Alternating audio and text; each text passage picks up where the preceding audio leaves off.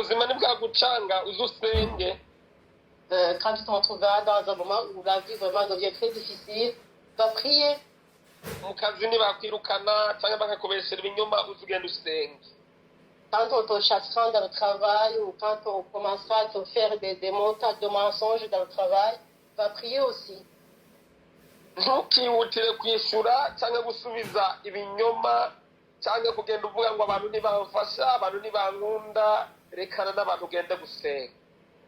Ne te précipite pas à répondre, à riposter, à parler avec ces gens. Toi, tout ce que tu devais faire, c'est d'aller prier.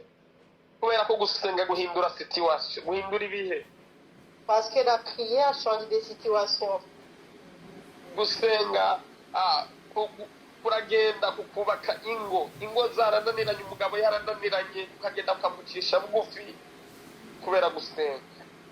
La prière va changer vraiment les couples quand une femme et un homme ne se comprennent plus. Et c'est juste la prière qui va changer tout ça. Rekana no kwitabaza abantu, genda usenge abantu bazokumvira ubusa. Nubona abantu batakikwitaba, abantu batakikuvugisha, genda usenge. Arrête de demander de l'aide aux gens, arrête de demander de l'aide à n'importe qui. Les gens vont t'écouter pour rien. Toi, va prier. Intambara zagwiriye mu ishengero kubera ko abantu bavuga ngo naka nakimfasha, naka yarangibagiye, ariko rekana n'ujya muntu ugende usenge. Il y a maintenant dans l'église un combat de mots, de mensonges. Telle personne ne m'aide plus, telle personne ne m'écoute plus, parce qu'ils ne prient pas.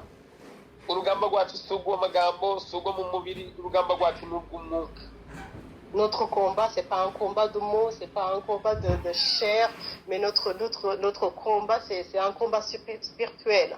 Mbega gusenga bigira uwuhe mumaro mu buzima bwacu? Gusenga bigira uwuhe mumaro mu bugingo bwacu? La prière a quelle importance dans notre vie? Nshimira Imana ko turi mu masengesho y'iminsi 40. Ikintu cya mbere Imana ikora iyo abantu bayegereye, iyo abantu bayisenze mu bihe biba bikomeye, Imana ibaha imbaraga. Je remercie le Seigneur car on est dans un jour de jeûne et prière. Et la première chose que Dieu fait quand les gens sont devant lui, quand ils prient, c'est qu'il leur donne de la force.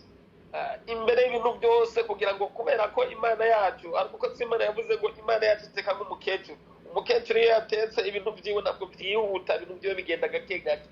Ibintu byose by'umukecuru ntabwo byihuta, uzotegereza uruhe. Ariko uriya indya zatetswe n'umukecuru ziba ari indya ziryoshye cyane, zahiye, zimeze neza cyane. Rero kubera ko Imana izi kidutinza mugabo ikatwishyura, ikintu cya mbere imanza gukora, imanza ikaduha imbaraga.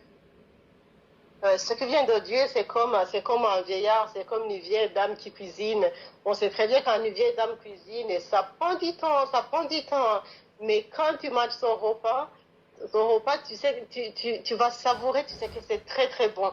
Et c'est comme Dieu, quand on prie et quand Dieu nous prépare des choses, quand ça va venir, on sait très bien qu'on va savourer. Et la première chose qu'il va nous donner pour être patiente et demeurer devant lui, c'est nous donner de la force. Je voulais vous dire qu'on va vraiment avoir de la force et du pouvoir dans cette prière. Imana iha abantu iyo abantu basenze Bibiliya yarambwiye ngo rero umuntu nkatwe. Il y a de la force que Dieu donne vraiment à ceux qui demeurent devant lui et qui prient. Eliya Imana imaze kumwambika imbaraga ahagarika imvura imyaka 3 n'amezi 6. Hari ibibazo, hari intambara, gusenga bihagarika ku buzima bwacu. Élie, quand il a prié, Dieu lui a donné le pouvoir d'arrêter la pluie pendant 6 ans et 3 mois. Ndavuga imvura ishobora kuba ari inzara, imvura ishobora kuba ari ubukene, imvura ishobora kuba ari ibyago runaka, imvura ishobora kuba ari ibyago, ariko iyo wasenze wuzuye imbaraga ukavuga ngo ndahagaritse imvura ku buzima bwanjye kubera ko hari ari gahunda ngomba gukora mu buzima bwanjye kandi Imana ikabyemera kubera ko umuntu yasenze.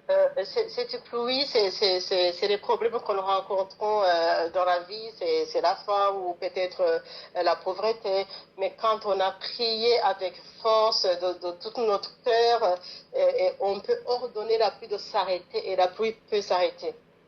Iyo umuntu yasenze ari umusiribateri dufata n'umukobwa imyaka iramujyana mu abantu bakabona ahagaze afite imbaraga abantu bakavuga ati none uyu muntu arakwije mu mutwe imyaka iramujyanye ariko gusenga bikagenda bikaguhagarika ntuhungabane ntunicire inzira kubera ko wasenze ariko iyo umuntu atasenze birangira yiciriye inzira.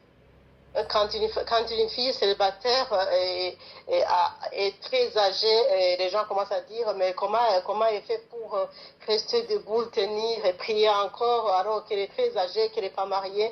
Mais parce qu'elle a prié, elle reste debout et elle reste croyante, elle reste bonne chrétienne. Imana ishimwe cyane.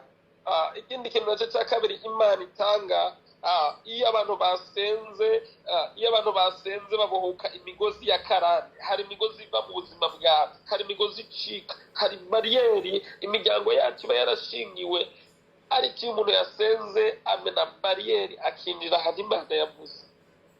La deuxième chose que Dieu nous donne quand on a prié, c'est qu'il brise les chaînes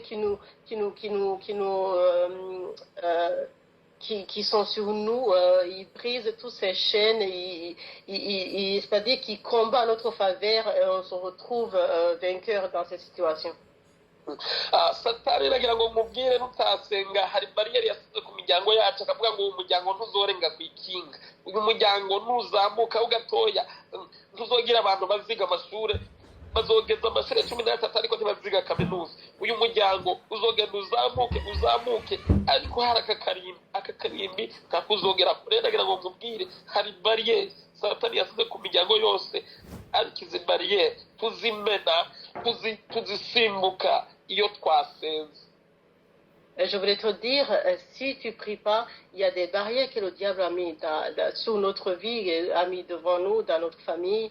Mais quand tu pries, tu dois être sûr que ces barrières doivent être brisées au nom de Jésus et que tu vas avancer.